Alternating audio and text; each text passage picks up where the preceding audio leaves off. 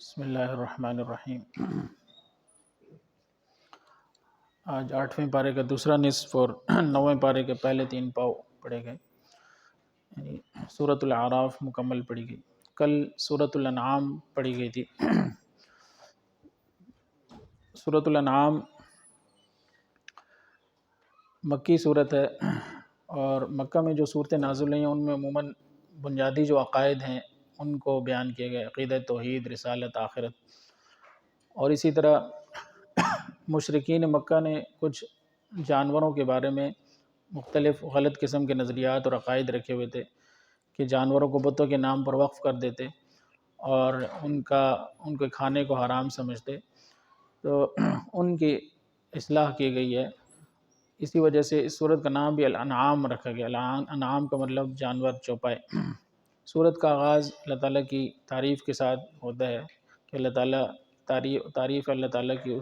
جس نے آسمان و زمین کو پیدا کیا، اور پھر حضور اقدس صلی اللہ علیہ وسلم کی رسالت کا ذکر کیا گیا کہ یہ جو مشرکین ہیں یہ کہتے ہیں کہ کوئی فرشتہ کیوں نہیں اترا اللہ کا پیغام لے کر، تو ان سے یہ کہا گیا کہ اگر کوئی فرشتہ اترتا تو وہ بھی تو انسان کی شکل میں اترتا، اس لیے کہ فرشتے کو تو انسان دیکھ نہیں سکتے، تو جب وہ انسان کی شکل میں اترتا تو پھر یہ لوگ یہ کہتے ہیں کہ یہ انسان کیوں ہمارے پاس آیا۔ تو ان کا معاملہ جو ہے تو ہمیشہ اسی طرح رہتا۔ اور اسی طرح اللہ تعالیٰ نے فرمایا کہ یہ آپ کو اچھی طرح پہچانتے ہیں، خاص طور پر جو اہل کتاب ہیں، یہ تو آپ صلی اللہ علیہ وسلم کو اس طرح پہچانتے ہیں جیسے اپنے بیٹوں کو پہچانتے ہیں کہ یہی آخری نبی ہیں اللہ تعالیٰ کے، لیکن یہ اپنی ہٹ درمی کی وجہ سے ایمان نہیں لاتے۔ اسی طرح گزشتہ جو امتیں ہیں ان کے ہلاکت کا تذکرہ کیا گیا، اور دنیا کی زندگی کے بارے میں فرمایا کہ یہ کھیل تماشا ہے، اگر کوئی اس کو حقیقت سمجھتا ہے کہ یہی ساری زندگی ہے تو ایسا نہیں ہے، اصل زندگی آخرت کی زندگی ہے، اور وہ نیک لوگوں کے لیے جو تقوی اختیار کرنے والے ہیں۔ پچھلی امتوں کو ہلاک کرنے کا اصول یہ ہے کہ اللہ تعالیٰ ان کے اوپر پہلے تو سختیاں اور تکلیفیں لاتا ہے تاکہ وہ اس سے سنبھل جائیں اور اللہ کے سیدھے راستے کی طرف آ جائیں۔ اگر وہ اس سے بھی نہیں سنبھلتے تو پھر اللہ تعالیٰ ان کے اوپر جو ہے تو فراوانی کر دیتا ہے اور ان کے اوپر ہر چیز کے دروازے کھول دیتا ہے، اور جب اس سے بھی وہ اللہ کا شکر ادا نہیں کرتے تو پھر ان کے اوپر اللہ تعالیٰ کا عذاب آتا ہے اور اللہ تعالیٰ ان کو پکڑ لیتا ہے۔ اور یہ جو حضور اقدس صلی اللہ علیہ وسلم سے مختلف معجزات کے بارے میں مطالبہ کرتے رہتے تھے کہ یہ معجزے لے آئیں اور یہ لے آئیں، آپ کے پاس اللہ کے خزانے ہیں،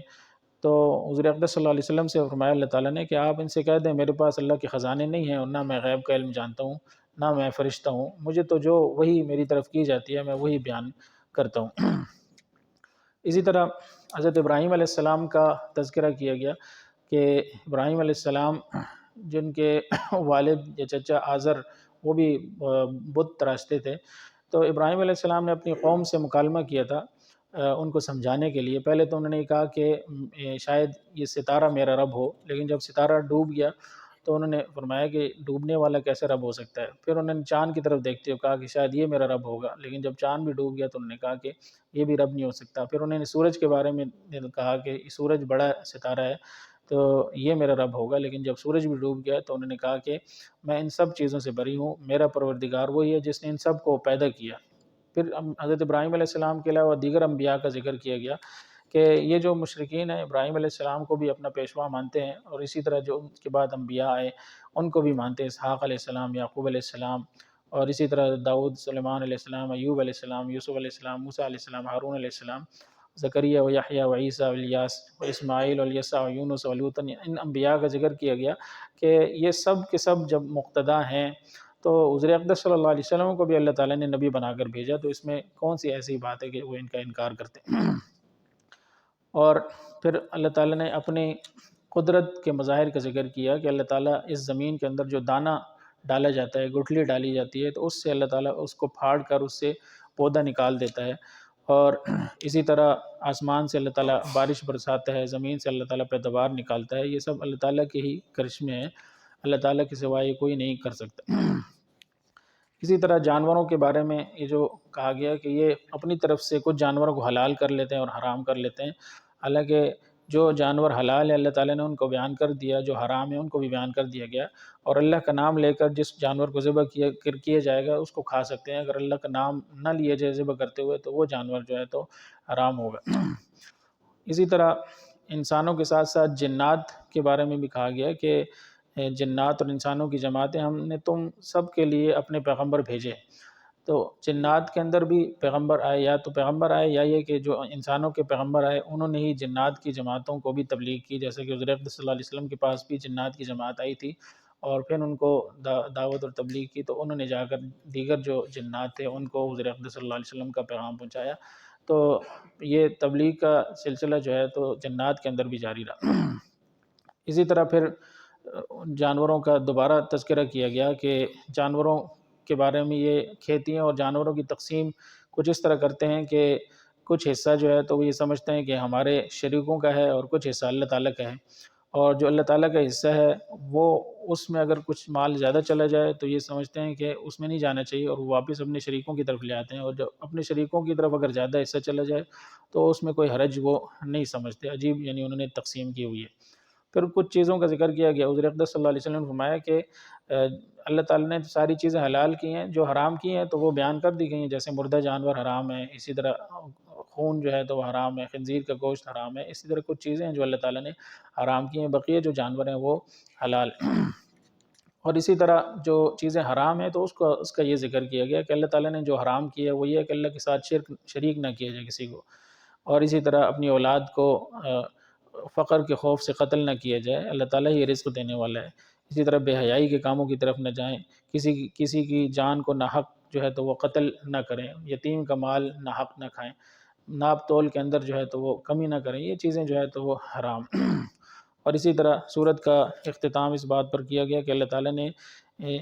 اس امت کو خلیفہ بنایا ہے، نائب بنایا ہے،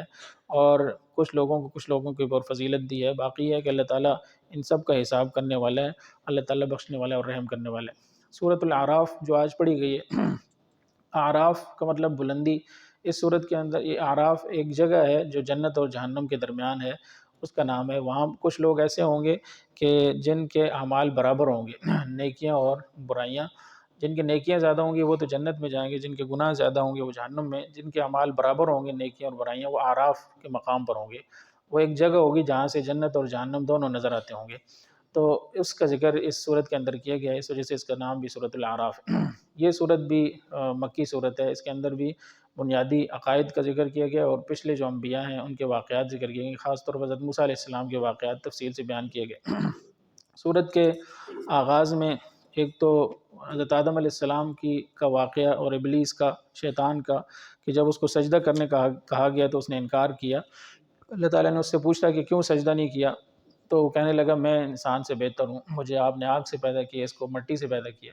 تو اللہ تعالیٰ نے اس کو دھتکار کر اپنے دربار سے نکال دیا، تو اس نے مہلت مانگی کہ اللہ مجھے مہلت دیں، قیامت کے دن تک مجھے زندہ رکھیں، تو اللہ تعالیٰ نے اس کو مہلت دے دی۔ اب اس نے یہ کہا کہ مجھے اب آپ نے اپنے دربار سے نکال تو دیا ہے، لیکن میں اب ان انسانوں کو ہمیشہ بھٹکاتا رہوں گا، ان کے صراط مستقیم کے اوپر گھات لگا کر بیٹھوں گا، اور ان کو آگے سے پیچھے سے دائیں سے بائیں سے ہر طرف سے ان کو میں گمراہ کروں گا۔ اللہ تعالیٰ نے فرمایا کہ ذلیل و خوار ہو کر نکل جاؤ، اگر انسانوں میں سے جو تمہاری اتباع کریں گے میں تم سب سے جہنم کو بھر دوں گا۔ آدم علیہ السلام کو اللہ تعالیٰ نے فرمایا کہ تم جنت کے اندر رہو، پھر شیطان نے وسوسہ ڈال کر آدم علیہ السلام کو، حضرت حوا کو جنت سے نکلوا دیا، اور پھر توبہ کے لیے اللہ تعالیٰ نے ان کو خود ہی کلمات یہ سکھائے، ربنا ظلمنا انفسنا وان لم تغفر لنا وترحمنا لنکونن من الخاسرین، یہ کلمات حضرت آدم علیہ السلام نے پڑھے، اللہ تعالیٰ نے ان کی توبہ قبول فرمائی۔ اور جنت کے اندر جو پھل جس کے کھانے سے منع کیا گیا تھا، جب اس کو کھا لیا تو اس کی وجہ سے ان کے کپڑے اتر گئے، جو جنت کا لباس تھا، تو لباس کے بارے میں کچھ احکام ذکر کیے گئے کہ لباس اللہ تعالیٰ نے انسان کی زینت کے لیے بنایا ہے، ایک تو انسان کے اعضاء کو چھپاتا ہے اور انسان کو زینت بخشتا ہے، اور جو تقوی کا لباس ہے وہ زیادہ بہتر ہے، انسان جب تقوی کا لباس اوڑھتا ہے تو انسان اپنے آپ کو گناہوں سے بچا لیتا ہے۔ اسی طرح کچھ مشرکین کی ایک غلط رسم کا ذکر کیا گیا کہ یہ خانہ کعبہ کا طواف جو ہے تو برہنہ ہو کر کرتے تھے، تو اس کی اصلاح کی گئی کہ یہ ایسا تو اللہ تعالیٰ نے کہیں بھی حکم نہیں دیا، طواف جو ہے تو کپڑے پہن کر کرنا چاہیے، بلکہ ہر عبادت کے وقت اپنے کپڑے ہیں ان کو جو زینت کا جو لباس ہے اس کو اختیار کرنا چاہیے، اچھا لباس جو ہے تو وہ پہننا چاہیے۔ اسی طرح اعراف کا جو واقعہ ہے، اعراف کی جو جگہ ہے اس کے بارے میں ذکر کیا گیا کہ جنت اور جہنم والوں کا مکالمہ بھی ہوگا۔ جنت والے جہنم والوں سے یہ کہیں گے کہ ہم سے جو ہمارے رب نے وعدہ کیا تھا وہ تو ہم نے دیکھا کہ وہ پورا ہو گیا، تو کیا تمہارے ساتھ جو تمہارے پروردگار نے وعدہ کیا تھا تو وہ پورا ہو گیا؟ تو انہوں نے کہا کہ ہاں وہ پورا ہو گیا۔ پھر ایک ندا دینے والا آواز دے گا کہ لعنت ہے ایسے ظالموں کے اوپر جو دنیا کے اندر اللہ کے رستے سے روکتے تھے اور اس کے اندر ٹیڑھا پن تلاش کرتے تھے۔ پھر ان کے درمیان جو ایک آڑ جو ہے تو وہ حائل ہو جائے گی۔ اعراف کے اوپر جو بیٹھے ہوئے لوگ ہوں گے وہ جنت والوں کو بھی پہچانتے ہوں گے، جہنم والوں کو بھی پہچانتے ہوں گے۔ وہ جنت والوں کو پکار کر کہیں گے کہ تم پر سلامتی ہو، ہم تو ابھی تک جنت میں داخل نہیں ہوئے لیکن تم اس کے اندر داخل ہو گئے۔ اور جب ان کی نظریں جہنم کی طرف پھیری جائیں گی تو وہ کہیں گے اللہ ہمیں ایسے لوگوں کے اندر شامل نہ فرمانا۔ اور پھر وہ جہنم والوں سے یہ کہیں گے کہ تم ان جنت والوں کے بارے میں کہتے تھے کہ یہ جنت میں نہیں جائیں گے، آج یہ جنت کے اندر چلے گئے ہیں اور تم اپنا حال دیکھو کہ تم کہاں پہنچ گئے۔ جہنم والے جنت والوں سے کہیں گے کہ کچھ پانی ہماری طرف بہا دو تاکہ ہمارے عذاب کے اندر کمی ہو، تو وہ کہیں گے کہ اللہ تعالیٰ نے یہ تمہارے لیے حرام کیا ہے، ایسے کافروں کے لیے یہ چیز حرام ہے، یعنی پانی۔ اس کے بعد کچھ گزشتہ انبیاء کے واقعات ہیں۔ حضرت نوح علیہ السلام کا واقعہ ہے، کس طرح انہوں نے اپنی قوم کو تبلیغ کی اور ان کی قوم نے ان کو جھٹلایا تو ان کے اوپر عذاب آیا طوفان کا، اور پانی کا جو عذاب تھا اس کی وجہ سے وہ سب کے سب ڈوب گئے۔ اسی طرح قوم عاد کی طرف حضرت ہود علیہ السلام کو پیغمبر بنا کر بھیجا تو انہوں نے بھی ان کی بات نہیں مانی، ان کی قوم نے، تو ان کے اوپر اللہ تعالیٰ کا عذاب آیا اور ریت کے طوفان جو ہے تو ہوا کے ذریعے سے چلے اور اس کے اندر وہ دب گئے۔ حضرت قوم سمود کی طرف حضرت صالح علیہ السلام کو بھیجا گیا تو ان کے لیے معجزہ ایک اونٹنی جو ہے تو وہ ان کو دی گئی تھی جو پہاڑ کے اندر سے نکلی تھی۔ انہوں نے بھی اپنی قوم کو اللہ کے عذاب سے ڈرایا لیکن ان کی قوم نے نہیں مانا تو ان کے اوپر عذاب آیا اور ایک چیخ اور زلزلہ آیا جس کی وجہ سے وہ ہلاک ہوئے۔ قوم لوط کا ذکر کیا گیا کہ ان کے اوپر بھی اللہ کا عذاب آیا اور ان کی بستی کو اٹھا کر اللہ تعالیٰ نے الٹا کر دیا اور الٹا واپس پٹک دیا زمین کے اوپر۔ قوم شعیب کا ذکر کیا گیا، مدین کی طرف قوم جو شعیب تھی ان کی طرف حضرت شعیب علیہ السلام کو نبی بنا کر بھیجا گیا تو انہوں نے بھی اپنے نبی کا انکار کیا، بات نہیں مانی، تو ان کے اوپر ایک چیخ آئی اور جس کی وجہ سے وہ سارے کے سارے ہلاک ہو گئے۔ حضرت موسیٰ علیہ السلام کے واقعات بہت تفصیل کے ساتھ اس صورت کے اندر ذکر کیے گئے، خاص طور پر جو وہ واقعہ کہ جس میں انہوں نے اپنا جو ان کو 2 معجزے دیے گئے تھے، ایک تو ہاتھ وہ اپنے گریبان میں ڈالتے تو وہ سفید ہو جاتا چمکتا ہوا، اور دوسرا یہ کہ وہ لاٹھی زمین پر پھینکتے تھے تو وہ اژدہا بن جاتا تھا۔ تو جب وہ فرعون کے سامنے گئے اور یہ ان معجزات کو دکھایا تو وہ کہنے لگے یہ تو جادو ہے۔ اس نے جادوگروں کو اکٹھا کیا اور ایک مقابلہ کروایا۔ جادوگروں نے اپنی اپنی رسیاں پھینکیں جو سانپ بن گئیں، تو حضرت موسیٰ علیہ السلام نے اللہ کے حکم سے لاٹھی پھینکی تو وہ اژدہا بن کر سارے سانپوں کو نگل گئی۔ تو وہ جادوگر سمجھ گئے کہ یہ کوئی جادو نہیں ہے، یہ معجزہ ہے اللہ تعالیٰ کا، تو وہ سارے کے سارے چونکہ وہ فن کو سمجھتے تھے تو وہ سارے سجدے میں گر پڑے اور انہوں نے کہا کہ ہم موسیٰ اور ہارون کے رب پر ایمان لاتے ہیں۔ تو اس پر پھر بادشاہ نے ان کو یہ کہا، فرعون نے، کہ میں تم سب کو جو ہے تو عذاب دوں گا۔ اسی طرح ان کے اوپر اللہ تعالیٰ کے مختلف عذاب آتے رہے اور حضرت موسیٰ علیہ السلام کی دعاؤں سے وہ عذاب ختم ہوتے رہے، لیکن پھر وہ انکار کرتے تھے، پھر عذاب آتا تھا، طوفان کا عذاب آیا۔ اسی طرح ٹڈیاں جو تھیں وہ ان کے کھانوں میں آ جاتی تھیں، اسی طرح گھن آٹے کے اندر پڑ جاتے تھے، مینڈک جو ہے تو وہ کھانے کے اندر آ جاتے تھے، خون نظر آ جاتا تھا کھانوں کے اندر۔ اس طرح کے عذاب ان کے اوپر آتے رہے۔ جب بھی عذاب آتا تو موسیٰ علیہ السلام کے پاس آتے کہ آپ دعا کریں عذاب ختم ہو جائے۔ جب عذاب ختم ہو جاتا تو پھر دوبارہ جو ہے تو وہ انکار کی طرف چلے جاتے۔ اسی طرح حضرت موسیٰ علیہ السلام کو اللہ تعالیٰ نے کوہ طور پر بلایا، 30 دن کے اعتکاف وہاں پر کیا اور مزید 10 دن کا اضافہ کر کے 40 دن کا اعتکاف کیا، تو ادھر حضرت موسیٰ علیہ السلام کو اللہ تعالیٰ نے تورات عطا فرمائی۔ ادھر حضرت موسیٰ علیہ السلام نے اللہ تعالیٰ سے یہ درخواست کی کہ میں آپ کو دیکھنا چاہتا ہوں، تو اللہ تعالیٰ نے فرمایا کہ انسان کے اندر تو یہ صلاحیت نہیں ہے، اگر پہاڑ کے اوپر اللہ تعالیٰ نے اپنی قدرت کا مظاہرہ کیا، اپنی ہلکی سی تجلی پہاڑ کو دکھائی تو پہاڑ ریزہ ریزہ ہو گیا، تو اس کو دیکھ کر حضرت موسیٰ علیہ السلام بے ہوش ہو گئے اور پھر انہوں نے فرمایا، جب ان کو ہوش آیا تو انہوں نے کہا کہ سبحانک، میں توبہ کرتا ہوں اور میں ایمان لاتا ہوں اللہ تعالیٰ پر۔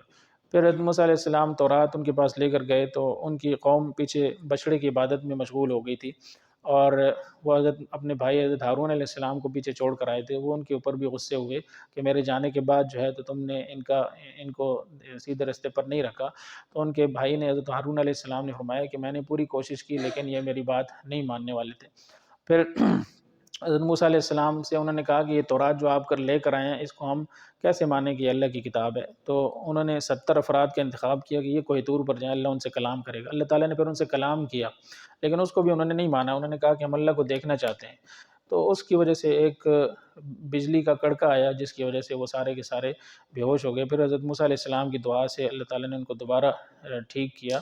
اور پھر وہ اپنی قوم کے پاس آئے اور انہوں نے گواہی دی کہ یہ واقعتاً اللہ تعالیٰ کی کتاب ہے۔ تو ان واقعات کو تفصیل سے ذکر کیا گیا اس صورت کے اندر۔ اور اسی طرح